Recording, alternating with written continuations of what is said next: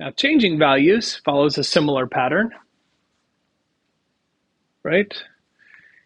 Let's say I have a list called AR fruit that has apple, orange, and banana in there, and I want to change this last one to watermelon. So this is 0, 1, 2. So I'm changing AR fruit. I'm addressing that variable equals watermelon. The new array, when I print it, will have watermelon in that spot. So I'm basically just addressing that slot in that list. Same thing here. Again, the dictionary. Instead of using the index, I'm using the key. Because it's a dictionary, I use the key to address the spot, and I want to change Bob to Bill. So this is the new dictionary that's printed.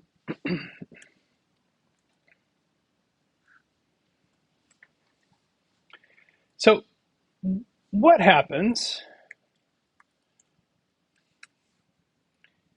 What happens if I just print AR fruit? What happens if I do that? Well, that's a valid question. It prints the whole array. So if I do that, if I print that and then I change it, AR fruit 2 equals, not that one, this one, equals grape. And then I print the array again. So what I've got here in the code is I'm printing that array. I'm changing the index 2 to grape. So 0, 1, 2. It's going to change to grape. And AR fruit, I print it again. And you can see here.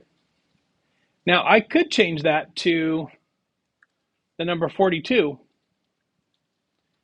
And it won't let me do that. I could change that. Get ready for this. To this whole dictionary. So this spot now is equal to this. So when I print it, now I've got that whole dictionary in there. So changing things allows me to put anything in there, even though it started out as a string.